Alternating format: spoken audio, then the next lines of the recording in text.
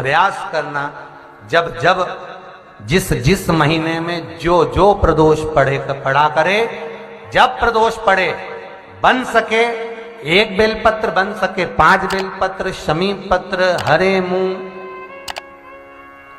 हरा मूंग, बेलपत्र, एक कलश के अंदर थोड़ा सा पानी लेकर 1 बेलपत्र, हरा मूंग, शमी पत्र डालकर और उसमें थोड़ा सा गुड़ डालकर भगवान शिव का स्मरण कर कर प्रदोष काल में, मान लो कोई काम आपका बहुत जरूरी है, बहुत दिनों से आप थक गए हैं, नहीं हो रहा, कर्जा बढ़ रहा है, धन नहीं आ रहा, व्यापार नहीं चढ़ रहा, या कोई समस्या बहुत प्रबल है, कोई एग्जाम में बैठ रहे हो नहीं हो रहा, परीक्षा भी दे दी है, रिजल्ट आने ही वाला है, तो भी प्रदोष काल में, प्रदोष के समय वो जल, मूंग, शमी पत्र और बेलपत्र और गुड़ का शंकर के शिवलिंग को समर्पित करना प्रारंभ कर दो। 2 या 3 प्रदोष करोगे, बाबा आपकी मनोकामना शीघ्र पूर्ण कर देगा। 2 या 3 करोगे, बाबा करेगा। गुरुवार की प्रदोष पड़ती है तो शिव गंगा के स्थल पर निवास करते हैं। गुरुवार की प्रदोष शत्रुओं का नाश करती है। ऐसी प्रदोषों का नियम वर्णन किया, फिर लिखा शिव महापुराण में, बड़ा सुंदर लिखा वेदव्यास जी ने। मान लो आप प्रदोष का व्रत नहीं कर सकते, आप अगर व्रत नहीं कर सकते तो प्रदोष के दिन, प्रदोष काल में शाम का समय सूर्यास्त का कुछ पल, कुछ घड़ी के पहले से लेकर बाद तक का प्रदोष काल के अंतर्गत आप शंकर जी के मंदिर में जाकर 1 लोटा पानी, 5 बेलपत्र भी अगर समर्पित करते हैं तो संपूर्ण प्रदोष का फल आपके भाग्य में प्रबल हो जाए। शिव महापुराण में शिव कथा कहती है,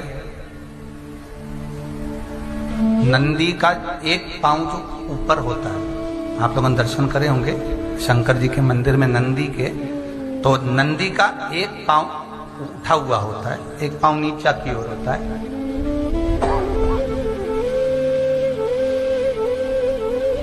शिव पुराण की कथा कहती है, मान लो कोई हड्डी से जुड़ा हुआ रोग,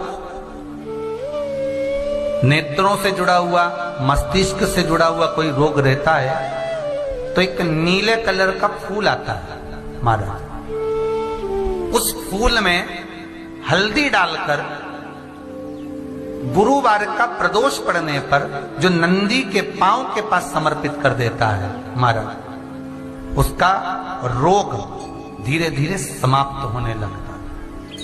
लिंग पुराण कहती है कि नंदीश्वर भगवान के सामने जो पुष्प समर्पित करा जाता है उसको, ये तो लिखा था स्कंद पुराण और शिव पुराण, लिंग पुराण कहती है जो फूल आपने समर्पित करा उसको लाकर पानी की बाल्टी में डालकर आप स्नान भी कर सकते हो, उससे भी हड्डी के जितने रोग होते हैं उसमें आराम लगने लगता है। जैसे कहीं शरीर नहीं चल रहा, हाथ झुन्न पड़ रहा है, हाथ काम नहीं कर रहा, हाथ में झुनझुनी आ रही है, कंपन आ रहा है, उसमें भी ये प्रयोग का पर होना चाहिए बृहस्पतिवार की प्रदोष। कौन से बार की? बृहस्पतिवार, गुरुवार की प्रदोष। प्रदोष के दिन यदि आपको कहीं से शमी पत्र मिल जाए, प्रदोष के दिन यदि कहीं से आपको शमी पत्र मिल जाए और प्रदोष काल में, प्रदोष का जो समय होता है, शाम का जो समय होता है प्रदोष काल, 4 प्रदोष 5 प्रदोष आप कर कर देखिएगा कि आपका कोई काम है, कोई नौकरी के लिए आप अप्लाई कर रहे हैं, कोई समस्या बड़ी विकट आ गई है, कोई तकलीफ विकट आ गई है, कोई समस्या विकट आ गई है, प्रदोष के प्रदोष काल में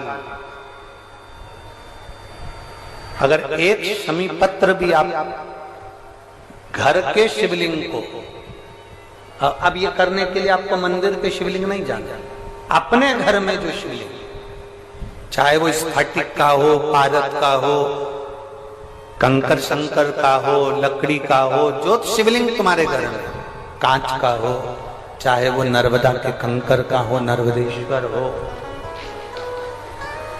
पाषाण का हो, जो शिवलिंग, चांदी का हो, सोने का हो, तांबे का हो, पीतल का हो, जो शिवलिंग तुम्हारे,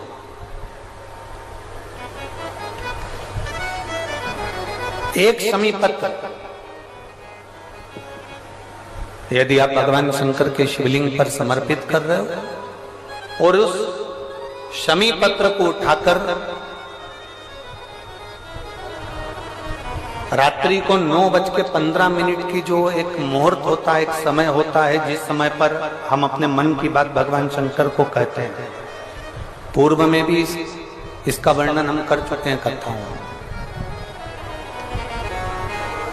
उस 9:15 पर वो शमी पत्र को उठाकर एक कागज में, एक कटोरी में उसको रखते हैं। 4 या 5 प्रदोष के उस शमी पत्र को अपने पास में रखिए और जिस कार्य के लिए जा रहे हो उसको जेब में ऊपर के भाग में उसको रखकर लेकर जाइए। आपका वो कार्य सफल होकर ही रहेगा, वो रुक नहीं सकता।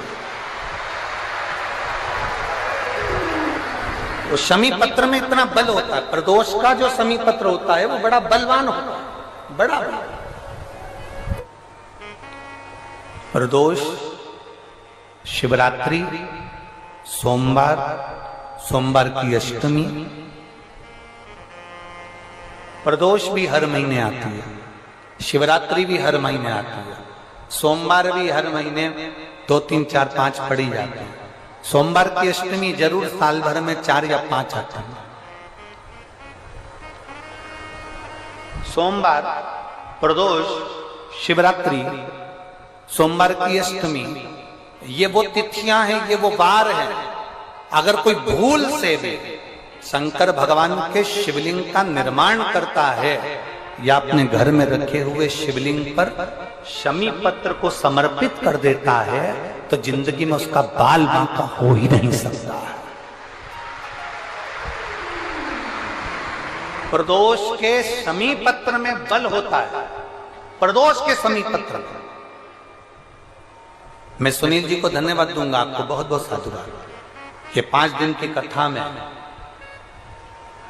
22 तारीख को प्रदोष पड़ रहा है और बाबा की कृपा है आप पर, जो ये प्रदोष के समय पर भी कथा चल रही है। कथा का समापन 23 को है पर 22 को प्रदोष पड़ जाएगा। कितने किस्मत वाले हैं रेवाड़ी वाले, घर जाके नजर उतर वाले ना राइनो उनसे हो।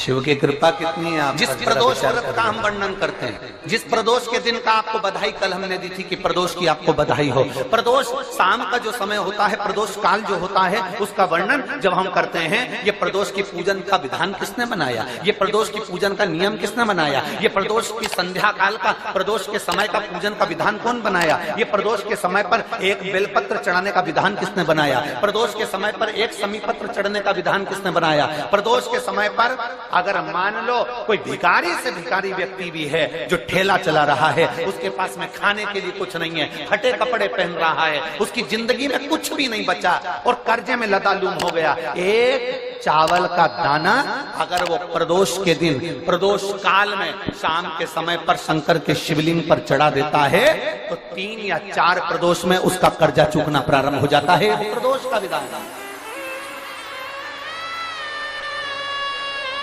इतना ये प्रदोष का वर्णन करा किसने, इतना प्रदोष की महत्वता बताई किसने, कौन करे इतना वर्णन। अगर प्रदोष की महत्वता बताने वाला कोई है, इसीलिए मेरे शंकर भगवान माता सती को लेकर कुंभज ऋषि के यहाँ, अगस्त ऋषि के यहाँ कथा सुनने के लिए गए थे, क्योंकि उनके बराबर कोई शंकर के महत्व को बता नहीं सकता और प्रदोष के महत्व को नहीं बता सकता। सती मैया को प्रदोष का महत्व बताने के लिए शंकर सती जी को लेकर कुंभज बाबा के यहाँ गए थे, अगस्त ऋषि, कि प्रदोष के महत्व को तो जानो सती, तुम प्रदोष के महत्व को तो सती जानो, तुम प्रदोष के महत्व को तो सती पहचानो कि प्रदोष का महत्व क्या होता है, प्रदोष काल का महत्व क्या होता है, प्रदोष के समय का महत्व क्या होता है। जिस समय पर सूरज डूब रहा हो, चंद्र प्रकाशित हो रहा हो, दोनों का मेल हो रहा हो, ना तो पूरा सूरज डूबा है, ना पूरा चंद्र आया है, ना पूरा अंधेरा है, ना पूरा उजाला है, उस समय को प्रदोष काल कहा गया। उस समय को प्रदोष का समय कहा, प्रदोष काल कहा। अब कई लोग हमसे कहते हैं, गुरुजी आप हमको प्रदोष का समय बताया करो कि प्रदोष काल किसको कहते हैं, प्रदोष का समय किसको कहते हैं। अब एक बात हम आप सबसे कहना चाहते हैं, जितने लोग आस्था चैनल पर सुन रहे हैं, जितने फेसबुक यूट्यूब पर सुन रहे हैं, और जितने रेवाड़ी की इस पवित्र धरा पर कथा को सुन रहे हैं, आप सबसे एक बात कहना चाहेंगे, अगर हम समय देखकर बताएं आपको कि शाम को 6 बजे, 6:30 बजे, 6:30 पे लेकर 7:30 के बीच में ये समय है, या 5:30 से लेकर 6:30 तक का ये समय है, या हम तुमको बोल दें कि इतनी बजे ये समय प्रदोष काल का रहेगा, या इतनी बजे ये समय रहेगा, तो देखिए कभी कभी ठंड का समय आता है तो दिन जल्दी ढल जाता है, कभी कभी गर्मी का समय रहता है तो दिन बहुत लेट ढलता है। इसलिए समय की गणना से मत चलो, आप तो ये अंदाजा लगाकर रखो कि दिन ढल रहा हो, अंधेरा होना शुरू हो रहा हो, सूरज डूब रहा हो, चंद्र प्रकाशित हो रहा हो, अंधेरा अपना काम कर रहा है, सूरज ढलता जा रहा है, दिन कम होते चले जा रहा है और अंधेरा थोड़ा बढ़ते चले जा रहा है। इन दोनों का जो मिलन का समय हो, अब वो कितनी भी बजे, आप तो बस उसके मिलन का समय निकाल लो, वही समय प्रदोष काल कहलाता है, वही समय प्रदोष काल।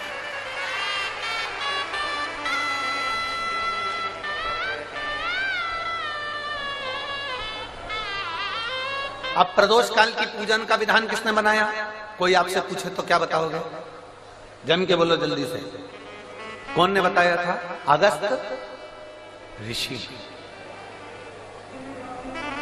सबसे प्रदोष व्रत का नियम जो आप ले रहे हैं, प्रदोष व्रत को जो आप श्रवण कर रहे हैं, उसको जरा ध्यान से सुनिएगा। सबसे पहले स्नान ब्रह्म मुहूर्त का, सुबह का, उसके बाद में फिर आसन पर बैठकर भगवान की भक्ति को धारण करना, शंकर का अनुमोदन करना, शिव भक्ति में डूबे रहना, शंकर का स्मरण करना, शंकर के नाम का स्मरण करते रहना, ये प्रदोष का मूल तत्व। महाराज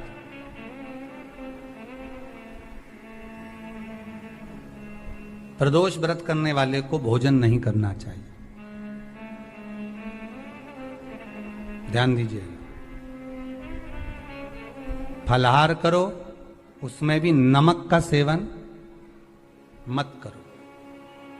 प्रदोष व्रत में नमक का सेवन वर्जित होता है। कोई कैसे कहते तुमको कि तुम अभागे हो? ना ना, हमारे बराबर भाग्य नहीं है किसी का।